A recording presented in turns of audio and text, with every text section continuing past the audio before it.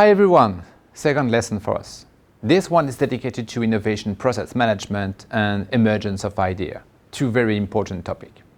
First of all, innovation process management. You remember the four categories that we discussed and we discovered together, and then the three important degrees. Now the question is, how could we put all together in innovation process management? The most important part of the innovation process management, as you can see, is about idea emergence. So you can get any idea from R&D, from your consumer, clients, it could be through different approach. And then after that, you have to go through different phases. The feasibility phase, internal criteria, the external ones, the capability, the launch, and the post-launch. The purpose of this funnel is to fill it as much as possible in order to get a certain number of ideas and then to create a certain value inside of the company. For instance, if I give you some of the ideas or some of the numbers, you have a certain numbers of ideas, like 50 ideas. It means that thanks to or because of the different filter, we go through 50 to 25 to 15 to 3 at the end. Because all the filters, the purpose of the filters is just to kill the idea, we can say that, because of legal feasibility, technological feasibility, organizational one, commercial feasibility, and so on. So the purpose is to go to different phases with the different idea in order to develop the idea and in order to continue to growth. But it's not enough. When we discuss about this innovation funnel, this innovation process management, there are still invention, there are still idea, or there are still what we can call it candidate to innovate. They have to become an innovation. They have to pass the Jeffrey Moore's chasm. And then it means that when you have some product or some services inside your market, not inside your company, but in the market, into the market itself, it means that you have to launch 1, 2, or 3 products, and they have to cross the gap. Let me give you an example. As you can see, we're ready to launch 10 services, 10 new products. It could be just 2, maybe 3, but less you have, less chance you have to pass the gap. So let's start with 10. 10 products. 10 services. We're ready to do that within the next 5 years. Then what's happened? We have some struggle, we have some problem, we have some issues with some of them because competitors, because the clients finally doesn't want that, because we have distribution issues, because we have cost issues and so on. So it means that during a certain period of time, among the 10 products or the 10 services you decided to launch, half of them will be killed. Just a few of them will survive. And they will pass the acid test, I would say that. The acid test is the gap of Moore, is the consumer Moore, is the consumer gap actually. You can see on the slide from 10 products to 5 products, maybe just 3 will survive. Maybe just 3 will survive, and thanks to these 3 new products, plus the existing ones, you can survive. Let me rephrase in detail. We have the global innovation process management, and from 50 ideas to the end of the funnel, most of the ideas will be killed because of the different aspects. Legal, commercial, organization, and so on. So at the end of the funnel, I'm ready to launch a certain number of products. Maybe it's 10. I will put these 10 products or services into the market.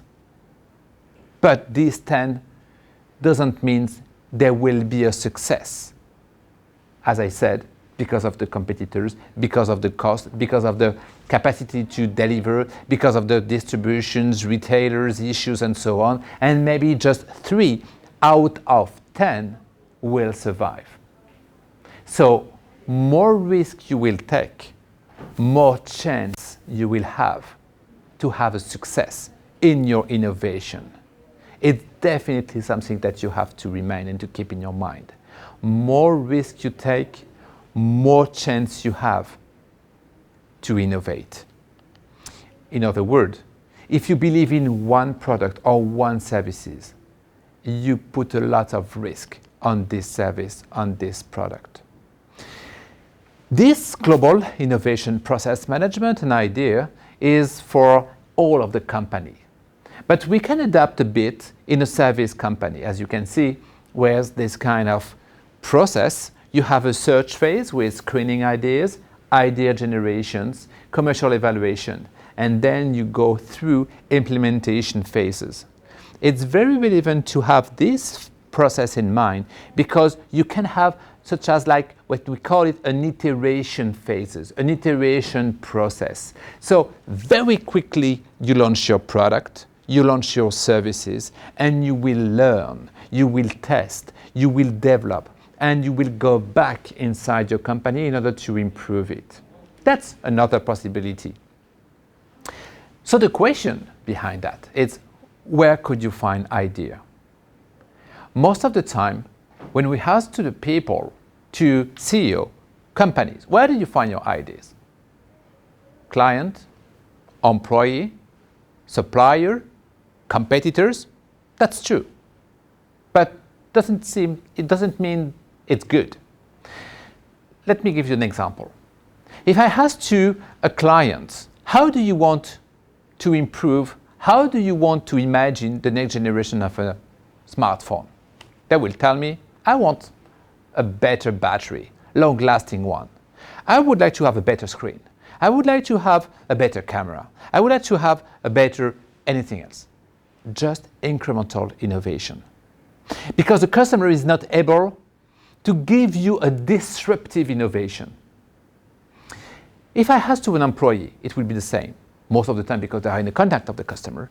But not just for that. It's also because the employee worked every day on the product, and then he knows how to improve it. So again, incremental innovation. Competitors, the same. I will improve something that the competitors already did. So that's the problem that we can have. It's very hard to find disruptive idea. I don't want to say that incremental idea is not good. The question is, how could we combine both? Inside your company, you cannot do it. With your client, you cannot do it. That's what we call it the customer-driven. Customer-driven means it is a possibility to have incremental innovation. How could we improve a bit the product or the services? It's what also we call customer-driven. But what we are looking for is not just customer-driven. We are also looking for customer centricity.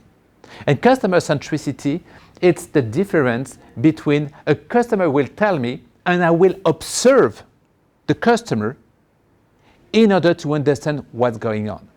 If I observe a customer, for instance, with the example that I already used with you, a cable-less mouses, it's just an incremental innovation.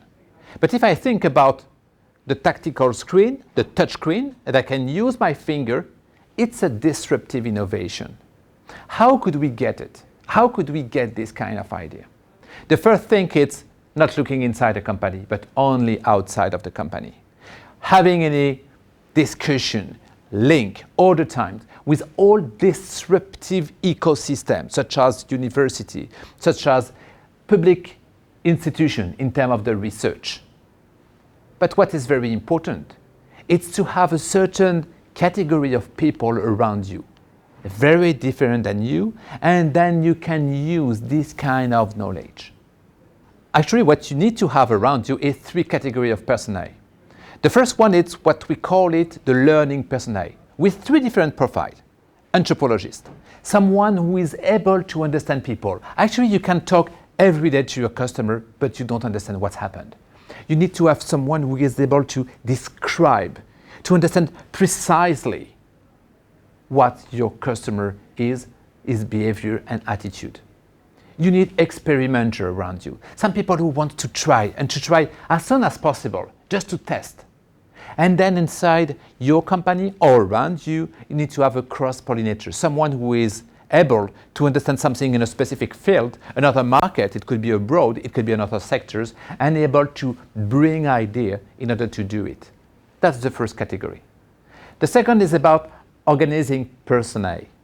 Organization, you need to have some people what we call the hurdler.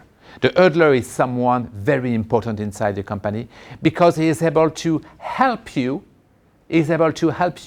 to go forward, to bring even if it is so complex.